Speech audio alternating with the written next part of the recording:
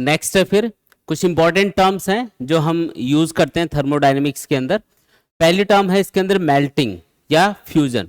Melting का मतलब ये होता है कि अगर कोई भी सॉलिड ऑब्जेक्ट है, अगर आप उसको गर्म कर रहे हो और वो सॉलिड से लिक्विड में कन्वर्ट हो रहा है तो उसको हम क्या बोलेंगे, मेल्टिंग बोलेंगे। तो सॉलिड से लिक्विड में कन्वर्ट होने की ये जो प्रोसेस है इसका नाम क्या होता है, मेल्टिंग होता है। इसका उल्टा जो होता है उसको बोलते हैं फ्रीजिंग या फिर सॉलिडिफिकेशन। जैसे लिक्विड से सॉलिड में कन्वर्ट होना तो इसको क्या बोलेंगे, इसको बोलते हैं फ्रीजिंग या फिर सॉलिडिफिकेशन। फॉर एग्जाम्पल जैसे आइस है, आइस अगर पिघल के वाटर में कन्वर्ट हो रही है तो उसको हम क्या बोलेंगे, उसको बोलेंगे मेल्टिंग या फिर फ्यूजन। और अगर वाटर वापस से अगर जम के आइस में कन्वर्ट हो रहा है तो उसको हम क्या बोलेंगे, फ्रीजिंग या फिर सॉलिडिफिकेशन बोलेंगे। फिर है वेपराइजेशन। वेपराइजेशन का मतलब है लिक्विड का वेपर में कन्वर्ट हो जाना। जैसे अगर पानी को आप गर्म करते हो तो पानी को गर्म करोगे तो वो क्या होगा, स्टीम में कन्वर्ट हो जाएगा। तो अगर लिक्विड वेपर में कन्वर्ट हो रहा है तो इसको हम बोलते हैं वेपराइजेशन। और इसका जो उल्टा है यानी कि स्टीम का वापस से वाटर में कन्वर्ट होना उसको हम क्या बोलेंगे, उसको बोलेंगे लिक्विफिकेशन। ठीक है।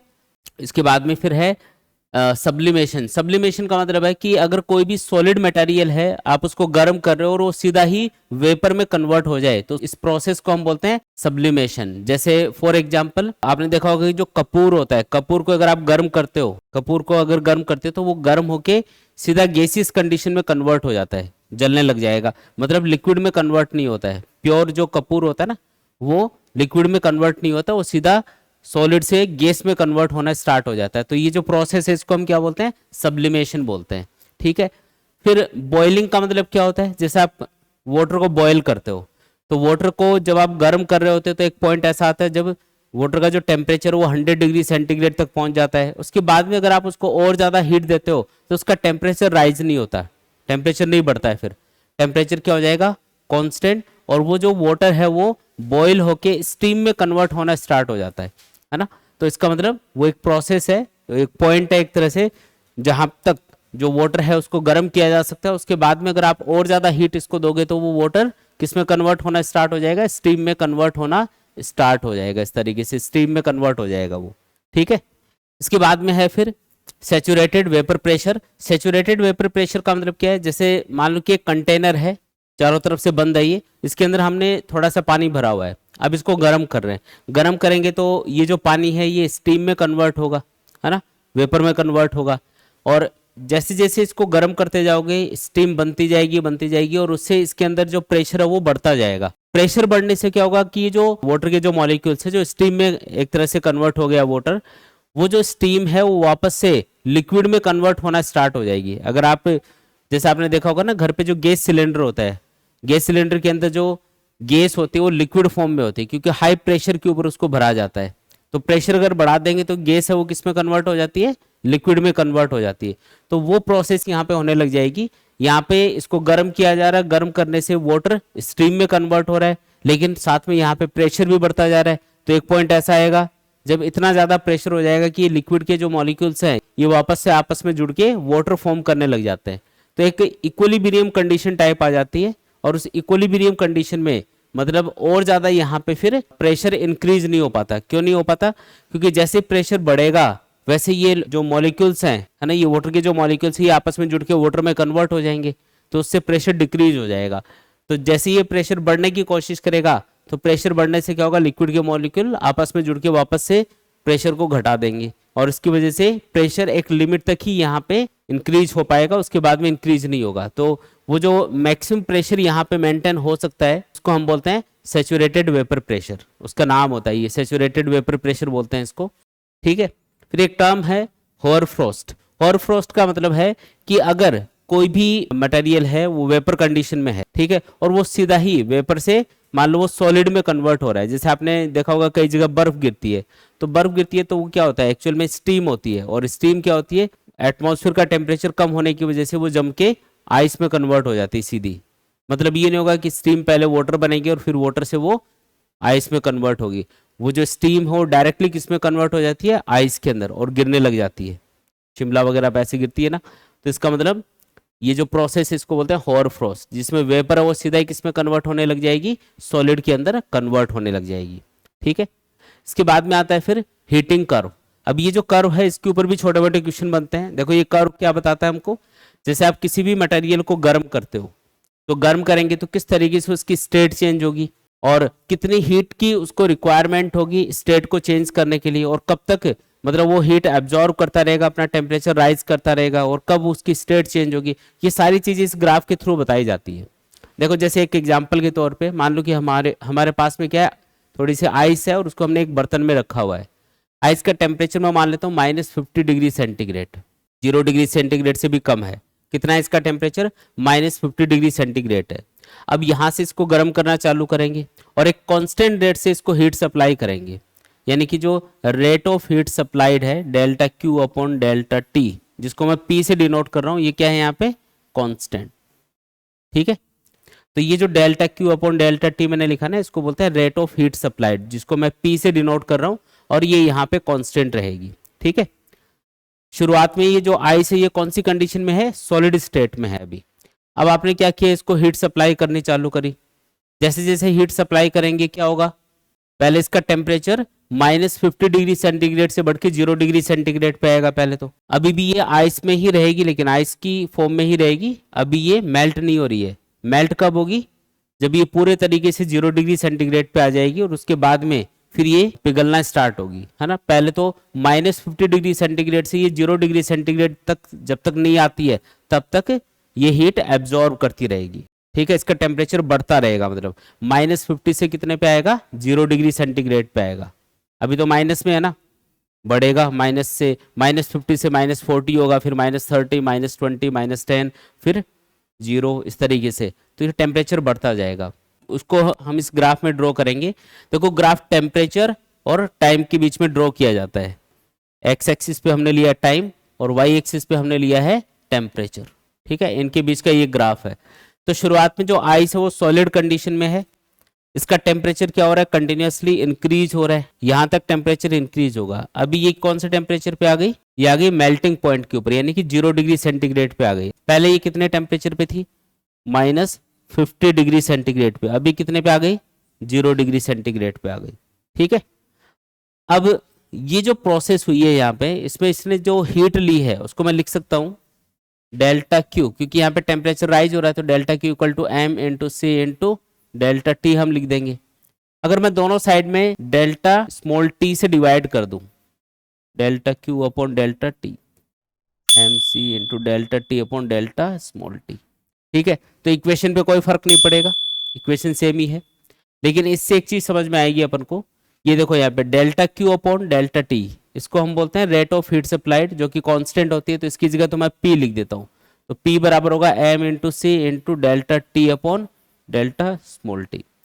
अब ये जो ग्राफ है ये देखो टेम्परेचर और टाइम के बीच में है, और जब भी कोई भी एक्स और वाई के बीच में ग्राफ हो तो उसमें जो delta Y upon delta X होता है या फिर D Y by D X होता है, वो ग्राफ के स्लोप को रिप्रेजेंट करता है। तो वैसे ही यहाँ पे देखो क्या लिखा है, delta T upon delta small T लिखा हुआ है। ये किस चीज को रिप्रेजेंट कर रहा है यहाँ पे, ये इस ग्राफ के स्लोप को रिप्रेजेंट करेगा। यहाँ पे मैं लिख देता हूँ, ये जो कर्व है इसके अंदर ये delta T upon delta small T है ना, ये हमेशा स्लोप ऑफ द कर्व इसको रिप्रेजेंट करेगा। तो यहाँ पे मैं लिख देता हूँ delta T upon delta T, और ये चला जाएगा इधर पी अपॉन एम सी, और ये delta T upon delta small T, इसको हम क्या बोल सकते हैं, स्लोप बोल सकते हैं। तो स्लोप यहाँ पे, ये बाकी चीजें देखो पी और एम तो कांस्टेंट है, तो मैं इसको ऐसे लिख सकता हूँ, slope is inversely proportional to C. मतलब ये जो ग्राफ है, इस ग्राफ के अंदर ये वाला जो पोर्शन है, इसका जो स्लोप है वो उस मटेरियल की, जिसके लिए ग्राफ बना रहे हो, उस मटेरियल की स्पेसिफिक हीट के इनवर्सली प्रोपोर्शनल होगा। मतलब क्या है इसका, जैसे मान लो कि आपको दो अलग अलग ग्राफ दे दिए और दोनों में से पूछा कि ये दो अलग अलग मटेरियल के लिए ग्राफ हैं, बताओ कौन सा वाले मटेरियल की स्पेसिफिक हीट ज्यादा है। तो कैसे चेक करोगे, आपको ग्राफ का स्लोप देखना है, जिस ग्राफ का स्लोप ज्यादा होगा उसकी स्पेसिफिक हीट क्या होगी, कम होगी। जैसे एक ग्राफ ये है, एक ग्राफ ये मान लो ऐसे, तो इसका स्लोप कम है, इसका स्लोप ज्यादा है, तो इसका स्लोप कम है तो इसका मतलब इसकी स्पेसिफिक हीट क्या होगी, ज्यादा। इसका स्लोप ज्यादा है तो इसकी स्पेसिफिक हीट क्या होगी, कम। इस तरीके से आपको बताना है। तो इस टाइप की क्वेश्चंस में ये जो ग्राफ है ना, इसको देख के हमको ऑब्जर्व करके ये बताना होता है कि कौन से मटेरियल की स्पेसिफिक हीट ज्यादा होती है। फिर ये आ गया अभी मटेरियल 0 डिग्री सेंटीग्रेड पे, मतलब आइस 0 डिग्री सेंटीग्रेड पे आ चुकी है। अभी आप इसको और हीट सप्लाई कर रहे हो तो अब ये मेल्ट होना स्टार्ट हो जाएगी। जब भी मेल्टिंग होगी यानी कि फ्यूजन होगा तो टेम्परेचर चेंज होगा नहीं, तो टेम्परेचर क्या रहेगा, 0 डिग्री सेंटीग्रेड ही मेंटेन रहेगा। बस ये पिघलती जाएगी और यहाँ पे जाके ये पूरा का पूरा मेल्ट हो गई अभी, है ना। देखो यहाँ पे टेम्परेचर नहीं बढ़ रहा है, टेम्परेचर वही 0 डिग्री सेंटीग्रेड बना हुआ है, ग्राफ ऊपर नहीं जा रहा ना। ये वाला जो पोर्शन है ये किस चीज को बता रहा है, मतलब इस ड्यूरेशन में क्या हो रहा है, जो सॉलिड है वो लिक्विड में कन्वर्ट हो रहा है। अच्छा, जब भी स्टेट चेंज होती है तो जो हीट सप्लाई की जाती है उसका फॉर्मूला ये होता है Q equal to M into L, या delta Q equal to M into L लिख देते हैं इसको। डेल्टा Q किसके बराबर है यहाँ पे, डेल्टा Q को हम लिख सकते हैं P इंटू डेल्टा टी, तो यहाँ से हम P इंटू डेल्टा टी ही लिख देते हैं इसको, equal to M into L. तो बताओ यहाँ से ये जो डेल्टा टी है, देखो P कांस्टेंट है और M कांस्टेंट है, तो डेल्टा टी जो है ना वो डायरेक्टली प्रोपोर्शनल आ गया लेटेंट हीट के। इसका मतलब डेल्टा टी मतलब ये वाला पोर्शन, क्योंकि ये टाइम एक्सिस है तो यहाँ से यहाँ तक टाइम में कितना चेंज आया वो होगा डेल्टा टी, इसको डेल्टा टी बोलेंगे। तो डेल्टा टी किसके प्रोपोर्शनल है, लेटेंट हीट के। मतलब ये वाला जो पोर्शन होगा ना ग्राफ का, ये हमेशा किसको बताएगा, लेटेंट हीट को बताएगा। जैसे यहाँ पे लेटेंट हीट ऑफ फ्यूजन कितनी है मटेरियल की, वो इस पोर्शन से पता चलेगी। अगर ये पोर्शन लंबा है ना, जैसे ये वाला पोर्शन यहाँ पे बड़ा है, तो इसका मतलब लेटेंट हीट ऑफ वेपराइजेशन ज्यादा होती है और लेटेंट हीट ऑफ फ्यूजन क्या होती है, कम होती है। देखो ये छोटा पोर्शन है, ये बड़ा, जितना बड़ा पोर्शन रहेगा उतना ही ये ज्यादा लेटेंट हीट को रिप्रेजेंट करेगा। इस तरीके से पता लगाना है। तो ग्राफ के अंदर सिर्फ दो ही चीजें अपने लिए इंपॉर्टेंट हैं। पहली चीज, ग्राफ का स्लोप किस चीज को बताएगा, तो slope specific heat of material के इनवर्सली प्रोपोर्शनल होगा। और दूसरी चीज हमको ये पता चलेगी कि ये वाला जो पोर्शन होगा ना ग्राफ के अंदर, ये वाला पोर्शन हॉरिजॉन्टल वाला जहां पे टेम्परेचर राइज नहीं हो रहा है, वो हमेशा लेटेंट हीट को बताएगा। तो इसको क्या बोलते हैं, हीटिंग कर्व बोलते हैं, जो अलग अलग मटेरियल के लिए अलग अलग बनेगा। जैसे आइस के लिए आपने ड्रॉ किया तो ऐसा बना, अब मान लो मैं किसी दूसरे मटेरियल के लिए इसको ड्रॉ करूंगा तो ये कुछ इस टाइप का सा बन जाएगा। अब ये दो अलग अलग ग्राफ बन गए, तो इससे कंपैरिजन करते हैं फिर बाद में हम लोग कि कौन से मटेरियल की स्पेसिफिक हीट ज़्यादा है, कौन से की लेटेंट हीट ज़्यादा है। इस तरीके से कंपैरिजन करने के लिए ये ग्राफ काम आता है। ठीक है, तो अब क्वेश्चंस किए जाएं फिर। क्वेश्चन है, steam eight 100 degree centigrade is passed into 20 gram of water eight 10 degree centigrade. When water acquires a temperature of 80 degree centigrade, find the mass of the water present.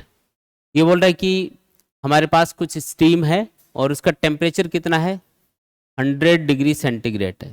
ठीक है, और इसको पास किया जा रहा है वाटर के अंदर से। वाटर कितना है, तो वाटर की क्वांटिटी हमको दे रखी है 20 ग्राम।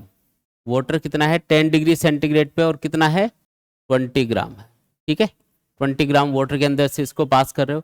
अब इससे क्या होगा, इसका टेम्परेचर राइज होगा। ये 10 डिग्री सेंटीग्रेड पे है वाटर, 80 डिग्री सेंटीग्रेड पे पहुंच जाएगा ये। ठीक है, तो पहले तो ये देखते हैं कि ये जो 100 डिग्री सेंटीग्रेड पे जो स्टीम है एक तरह से, इसने कितनी हीट इसको सप्लाई करी होगी। मान लो m ग्राम ऑफ स्टीम हम यूज कर रहे हैं और उससे क्या हुआ कि जो वाटर का टेम्परेचर वो 10 डिग्री सेंटीग्रेड से कितना बढ़ गया, 10 डिग्री सेंटीग्रेड से इंक्रीज होके हो गया 80 डिग्री सेंटीग्रेड। ठीक है, तो यहाँ पे इस टाइप की क्वेश्चंस में एक सिंपल सा कॉन्सेप्ट लगता है कि एक जो मटेरियल होगा वो हीट सप्लाई करेगा और दूसरा जो मटेरियल होगा वो हीट गेन करेगा, और जितनी हीट सप्लाई होगी उतनी हीट गेन होगी। तो इसमें आप एक इक्वेशन इस तरीके से लिख सकते हो, heat loss equal to heat gain. Heat का लॉस कितना हुआ, वो बराबर होगा हीट गेन के।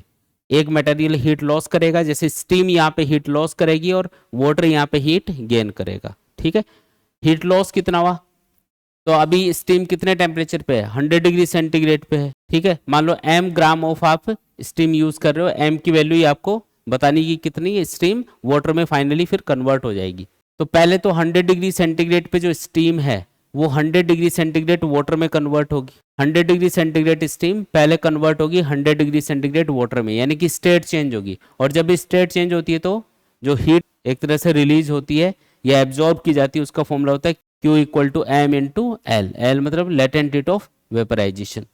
इतनी हीट यहाँ पे स्टीम रिलीज करेगी। ठीक है, लेकिन फाइनल टेम्परेचर कितना होना चाहिए मिक्सचर का, 80 डिग्री सेंटीग्रेड। तो अभी और हीट रिलीज करेगी ये, अब उसके लिए फॉर्मूला लगेगा एम सी डेल्टा टी वाला। क्यों? क्योंकि अब टेम्परेचर चेंज हो रहा है। 100 डिग्री सेंटीग्रेड वाटर अब कन्वर्ट होगा 80 डिग्री सेंटीग्रेड वाटर में, तो M C into delta T. ये मैं स्टीम के लिए लिख रहा हूँ पूरी की पूरी इक्वेशन। फिर ये इतनी हीट सप्लाई कर देगा किसको? वाटर को। अब वाटर क्या होगा? इससे गर्म होगा। वाटर का शुरुआत में टेम्परेचर 10 डिग्री सेंटीग्रेड है, अब चला जाएगा 80 डिग्री सेंटीग्रेड पे। तो इसके लिए फॉर्मूला लगेगा M C delta T. M कितना है? 20 ग्राम। पहले मैं लिख देता हूँ एक बार equation, mass of water C for water and delta T. देखो इक्वेशन में वैल्यू पुट करते हैं। एम मतलब मास ऑफ स्टीम जो वाटर में कन्वर्ट होगी, तो ये तो एम ही रखना है, यही आपको पूछा है। लेटेंट हीट ऑफ वेपराइजेशन क्या होता है? 540। एम आपको पता करना है। सी यहाँ पे वाटर के लिए लेना है क्योंकि स्टीम 100 डिग्री सेंटीग्रेड वाटर में कन्वर्ट हो चुकी है, उसका टेम्परेचर चेंज हो रहा है, तो ये 1 आएगा।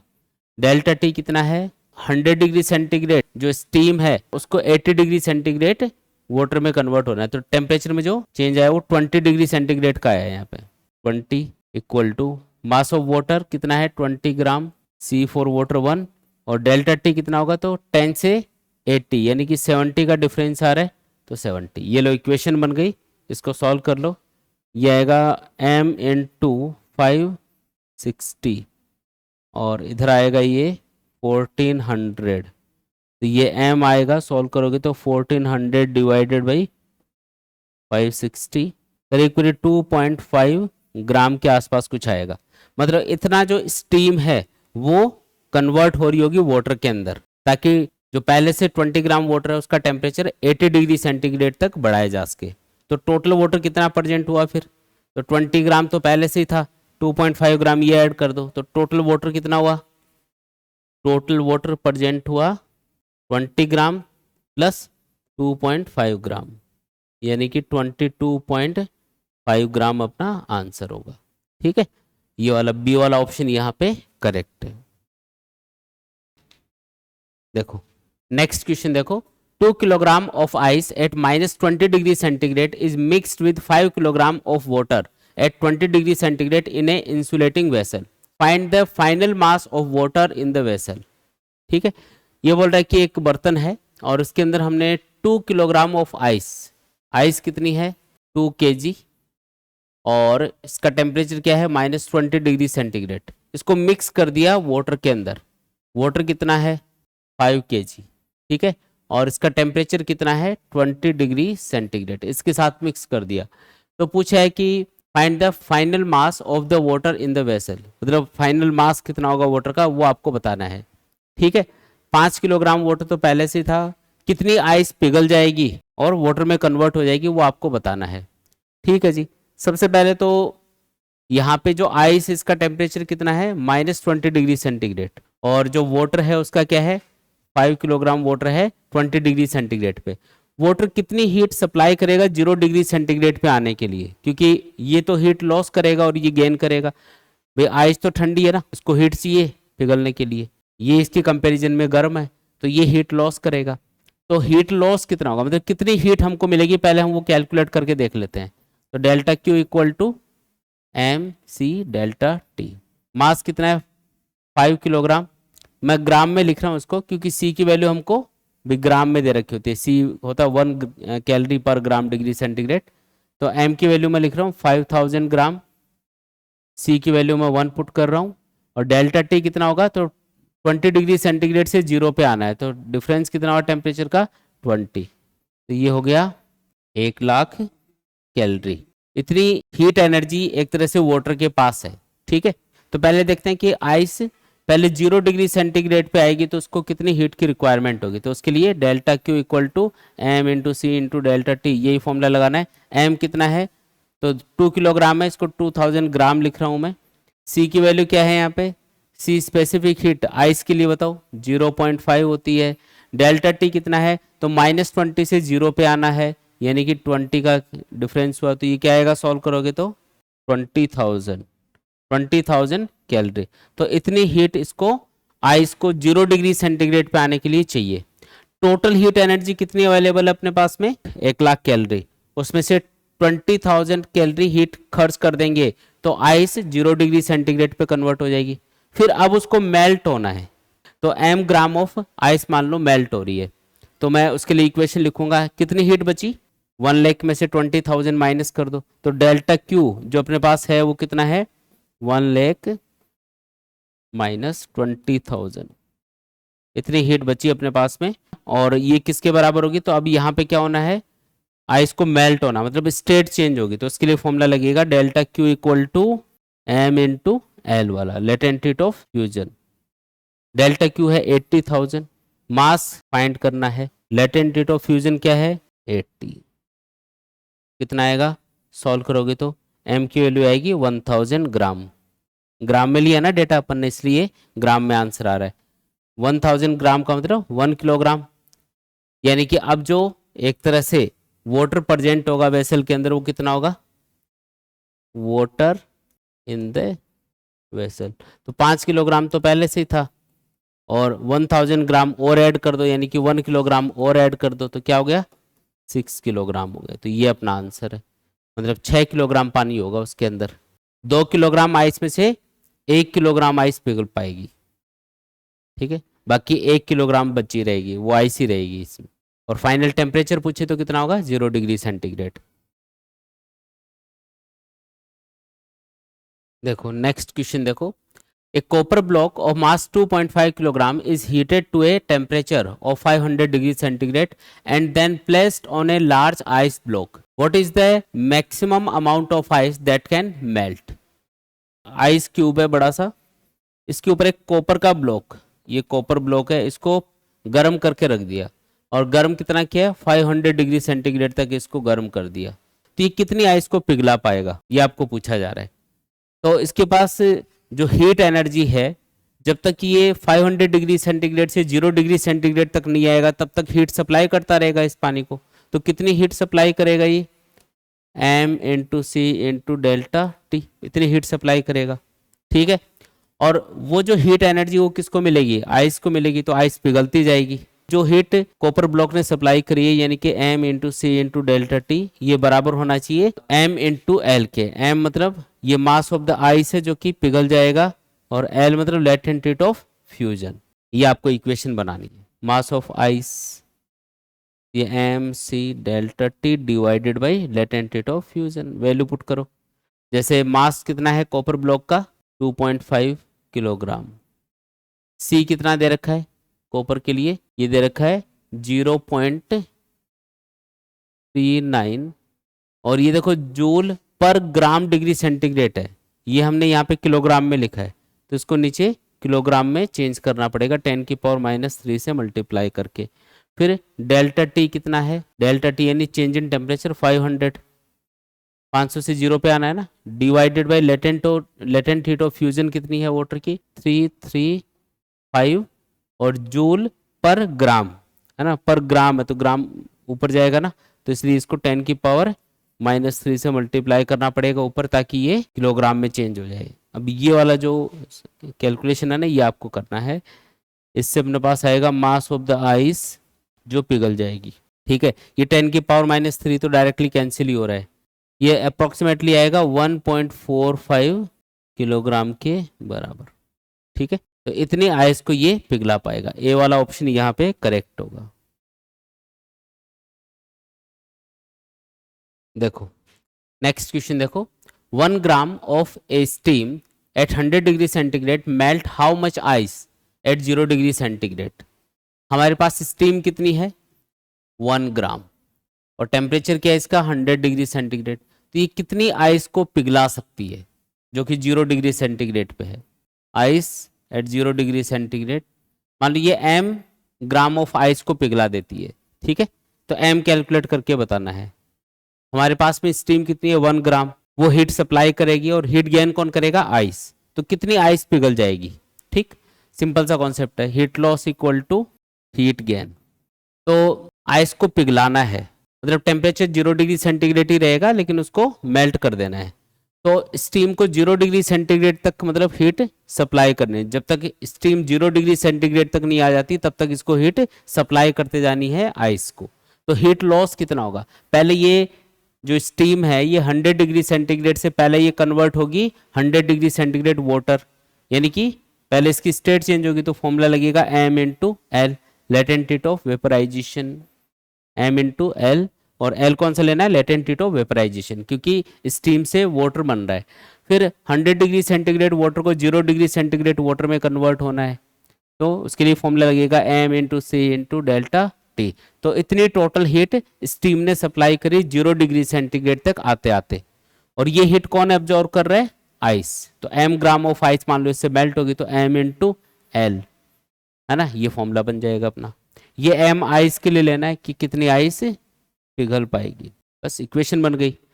m कितना दे रखा है 1 gram, latent heat of vaporization 540, m 1 gram, specific heat of water 1, delta T कितना, तो 100 से 0 पे आना है तो 100 का डिफरेंस हुआ। मास ऑफ आइस कैलकुलेट करना है, लेटेंट हीट ऑफ फ्यूजन बताओ 80, यह आ जाएगा 640, इधर आ जाएगा m आइस इंटू 80, तो m कितना हुआ, ये तो 8 ग्राम हुआ, ये आपका आंसर है।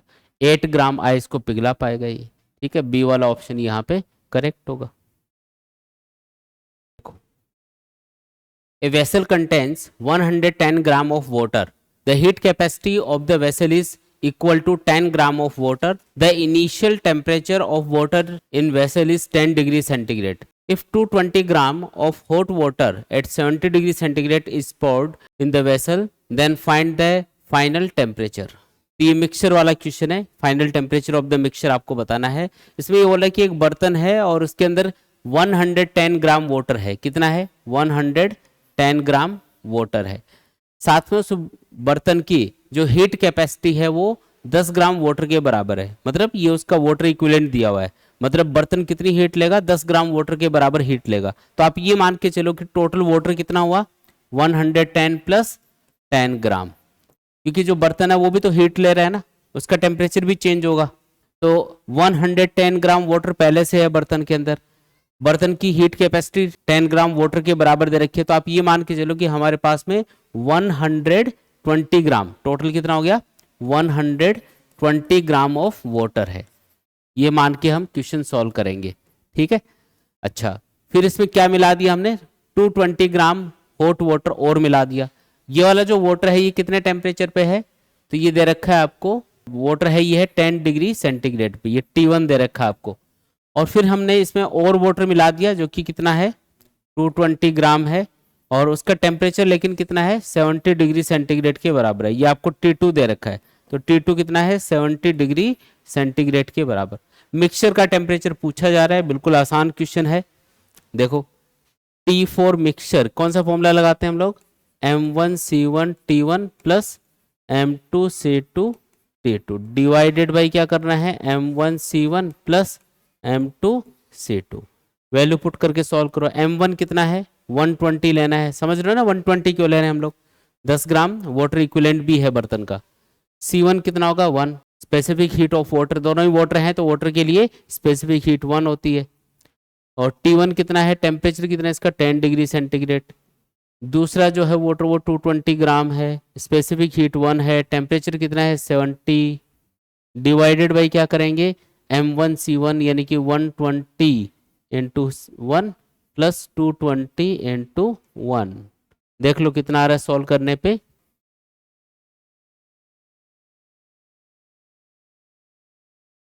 इसको सॉल्व कर लेंगे, पूरा सॉल्व करेंगे इसको, तो टेम्परेचर ऑफ द मिक्सचर निकल के आएगा अपने पास में लगभग 50 डिग्री के आसपास कुछ आ रहा है, ये लगभग 50 डिग्री के आसपास आएगा, तो सी वाला ऑप्शन यहाँ पे करेक्ट होगा। देखो क्वेश्चन क्या है, 20 gram of ice eight -10 degree centigrade is mixed with m gram steam at 100 degree centigrade. Find the minimum value of m so that finally all ice and steam converts into water. ये बोल रहा है कि हमारे पास क्या है, कुछ ice है, आइस जिसका टेम्परेचर है -10 डिग्री सेंटीग्रेड, ठीक है, और क्वांटिटी कितनी इसकी 20 ग्राम, तो 20 ग्राम आइस है, और साथ में क्या है अपने पास में स्टीम, m ग्राम स्टीम है, ठीक है, और इसका टेम्परेचर कितना है 100 डिग्री सेंटीग्रेड। ये बोल रहा है कि जो स्टीम के पास हीट एनर्जी है उससे आइस को पिघलना है, और फाइनली स्टीम भी वाटर में कन्वर्ट हो जानी चाहिए और आइस भी वाटर में कन्वर्ट हो जानी चाहिए। तो इसके लिए मिनिमम कितनी स्टीम लगेगी, मतलब कम से कम कितनी स्टीम की हमको रिक्वायरमेंट होगी ताकि पूरा का पूरा आइस और पूरा का पूरा स्टीम दोनों ही वाटर में कन्वर्ट हो जाए। ठीक है, अच्छा ये जो स्टीम है, पहले हम ये देख लेते हैं कि जो स्टीम है वो कितनी हीट सप्लाई कर सकती है। जो स्टीम है उसको हीट सप्लाई करनी है ताकि आइस पिघल जाए। अगर इसको पिघल के अगर इसको 0 डिग्री सेंटीग्रेड वाटर में कन्वर्ट होना है, जैसे मान लो अभी आइस कितने टेम्परेचर पे है, -10 डिग्री सेंटीग्रेड पे है, तो पहले तो इसको -10 से 0 डिग्री सेंटीग्रेड आइस में कन्वर्ट होना पड़ेगा, फिर 0 डिग्री सेंटीग्रेड आइस से ये 0 डिग्री सेंटीग्रेड वाटर में कन्वर्ट होगी। तो 2 स्टेप में ये हीट एनर्जी एब्जॉर्ब करेगी। तो उसको लिख देता हूं मैं पहले तो ये जो हीट एनर्जी एब्जॉर्ब कर रही है वो -10 से 0 डिग्री सेंटीग्रेड पे आने के लिए कर रही है, जो कि बराबर होगी mc डेल्टा टी के। और बाद में ये क्योंकि 0 डिग्री सेंटीग्रेड आइस में कन्वर्ट हो चुके तो वहां से 0 डिग्री सेंटीग्रेड वाटर में कन्वर्ट होने के लिए Q = m/L, ये वाला जो फॉर्मूला है ना लेटेंट हीट वाला, ये वाला फॉर्मूला लगेगा। इसके लिए इतनी हीट इसको एब्जॉर्ब करनी पड़ेगी, तब जाके ये पूरा का पूरा मेल्ट होगी और वाटर में कन्वर्ट होगी। तो टोटली इतनी हीट ये एब्जॉर्ब करेगी। अब दूसरी चीज, यहाँ पे जो स्टीम है ये m किसका है, ये मास है इसका आइस का, तो मैं छोटा आई लगा देता हूँ यहाँ पे, ये लो। अब m ग्राम ऑफ स्टीम हम यूज कर रहे हैं और इससे सारी की सारी एनर्जी हम खींच लेंगे। मतलब इसने बोला कि मिनिमम कितनी हमको क्वांटिटी चाहिए, तो हम मिनिमम क्वांटिटी ऑफ स्टीम ले रहे हैं जो कि m मास के बराबर है। तो इससे जो हीट मिलेगी अपन को, पहले तो स्टीम इससे क्या होगी, 100 डिग्री सेंटीग्रेड स्टीम पहले 100 डिग्री सेंटीग्रेड वाटर में कन्वर्ट होगी, कुछ हीट रिलीज करेगी, तो वो बराबर होगा m/L/V के, है ना। LV का मतलब है लेटेंट हीट ऑफ वेपराइजेशन। तो इतनी हीट ये स्टीम सप्लाई करेगी। अब ये किस में कन्वर्ट हो गई, 100 डिग्री सेंटीग्रेड वाटर में। अभी और हीट दे सकती है ये 100 डिग्री सेंटीग्रेड वाटर को 0 degree centigrade water 0 degree centigrade पे लाने के लिए हमको और हीट वहां से निकालनी पड़ेगी। तो वो हीट बराबर होगी mc डेल्टा टी के बराबर। अब इन दोनों को बराबर पुट कर देंगे क्योंकि वो हीट सप्लाई कर रही है, ये हीट एब्जॉर्ब कर रहा है। ठीक है, मास की वैल्यू दे रखी है 20 ग्राम। सी की वैल्यू क्या होती है आइस के लिए 0.5, ये आइस के लिए लेना है आपको। डेल्टा टी कितना है, तो -10 से 0 पे आ रहा है तो 10 डिग्री सेंटीग्रेड का डिफरेंस हुआ। ये मास हुआ 20 ग्राम। लेटेंट हीट ऑफ फ्यूजन होती है 80। कितना है सॉल्व करोगे तो ये आएगा 100, ये आएगा 1600, यानी कि टोटल आया 1700 कैलोरी। तो इतनी हीट एनर्जी आइस को मिलनी चाहिए। अब ये किसके बराबर होनी चाहिए, तो यहाँ से इसको कैलकुलेट करो। m की वैल्यू तो हमको पता करनी है। लेटेंट हीट ऑफ वेपराइजेशन क्या है 540 plus m into C for water क्या होगा, क्योंकि स्टीम वाटर में कन्वर्ट हो चुकी है, अब वाटर की स्पेसिफिक हीट लेनी है यहाँ पे। और डेल्टा टी क्या होगा, तो 100 डिग्री सेंटीग्रेड से 0 डिग्री सेंटीग्रेड पे आना है, तो 100 का डिफरेंस हुआ। कितना आया ये m इंटू 640 आएगा। और जितनी हीट ये लूज करेगा उतनी हीट ये गेन कर लेगा। तो इसको कितनी हीट गेन करनी है पूरा वाटर में कन्वर्ट होने के लिए 1700 कैलोरी। तो दोनों को बराबर पुट कर दो, यानी कि m इंटू 640 बराबर होगा 1700 के। तो बताओ m क्या आएगा यहाँ से, तो m इक्वल टू आएगा 1700 अपॉन 640। पूरा सॉल्व करोगे तो ये करीब करीब 2.6 ग्राम के बराबर आ रहा होगा। तो कौन सा ऑप्शन करेक्ट है यहाँ पे, बी वाला ऑप्शन करेक्ट होगा। मतलब लगभग 2.6 ग्राम हमको स्टीम चाहिए होगी, जिससे हम इतनी हीट एनर्जी ले पाएंगे ताकि ये पूरी की पूरी आइस वाटर में कन्वर्ट हो जाए, और वो जो स्टीम है वो भी वाटर में कन्वर्ट हो जाएगी। ठीक है, मतलब all ice and all steam will be converted into water. Next question देखो, 5 ग्राम of steam at 100 degree centigrade is passed into 6 gram of ice at 0 degree centigrade. If the latent heat of steam and ice are 540 and 80 calorie per gram, then the final temperature is, है ना। तो आपको जो final temperature है mixture का वो आपको बताना है। देखो क्या चीज़ है यहाँ पे, 5 ग्राम स्टीम है, ठीक है, जो कि 100 डिग्री सेंटीग्रेड पे है, और इसको पास किया जा रहा है आइस के अंदर से, जो कि कितनी है 6 ग्राम के बराबर, और इसका टेम्परेचर है 0 डिग्री सेंटीग्रेड। ठीक है, आपको फाइनल टेम्परेचर पूछा जा रहा है। फाइनल टेम्परेचर मतलब कि जब ये आपस में मिक्स करेंगे तो फाइनल टेम्परेचर क्या आ जाएगा दोनों का।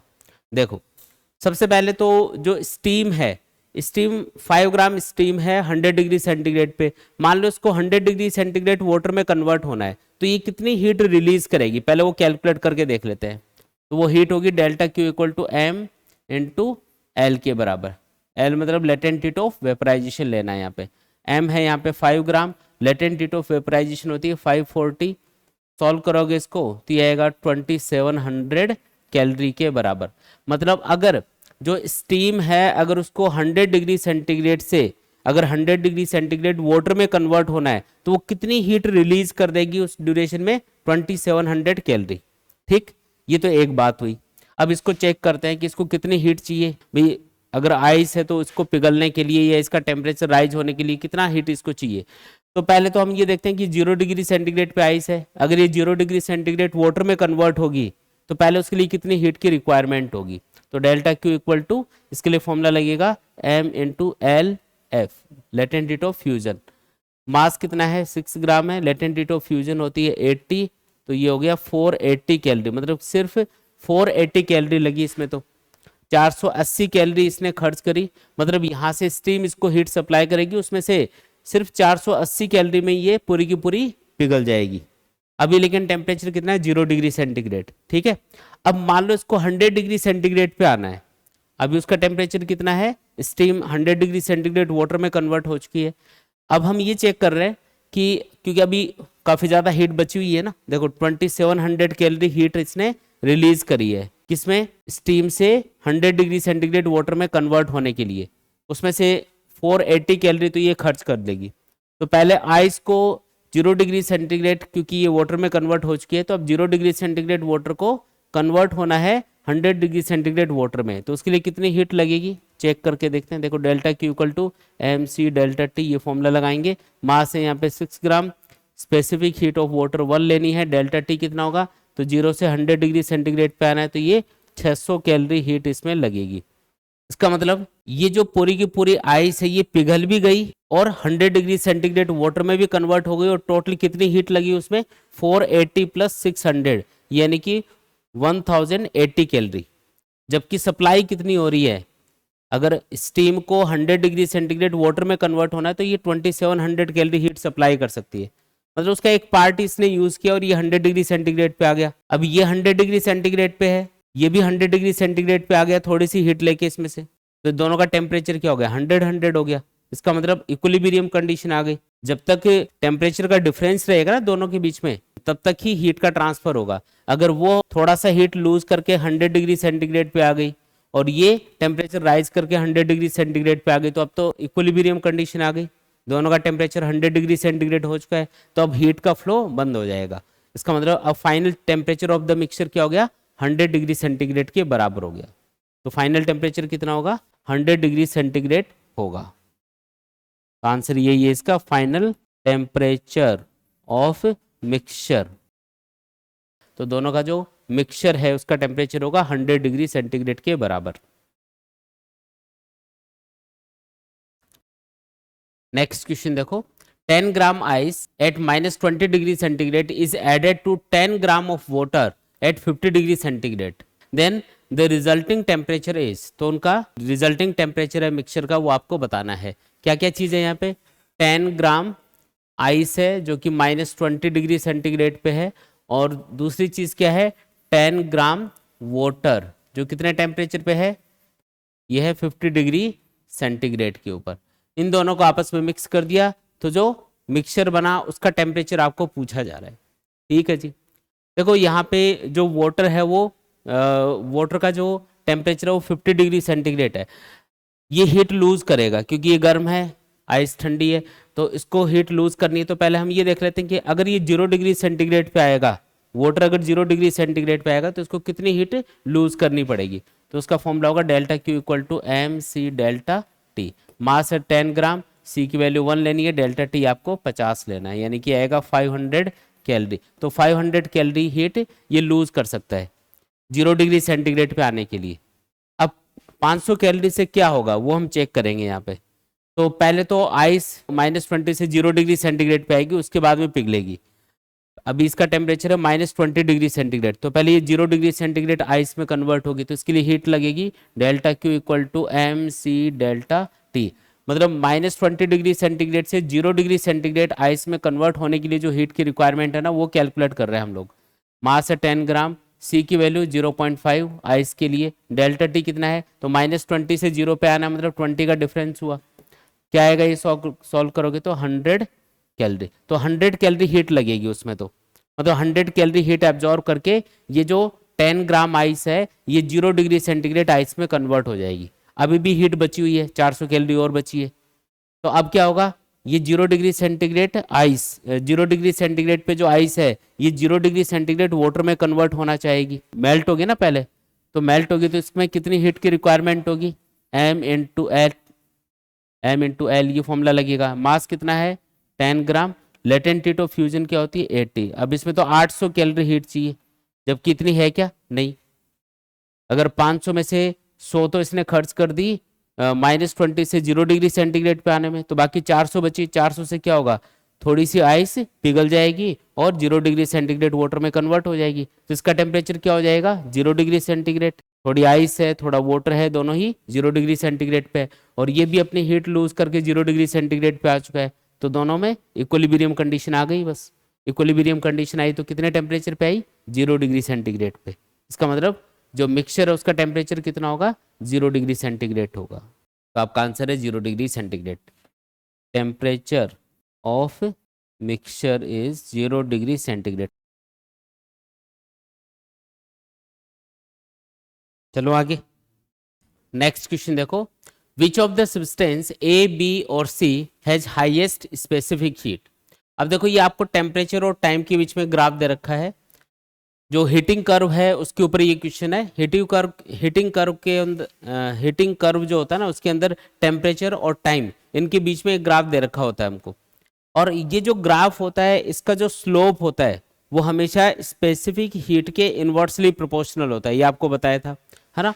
तो slope of the heating curve या फिर temperature time curve inversely proportional to specific heat.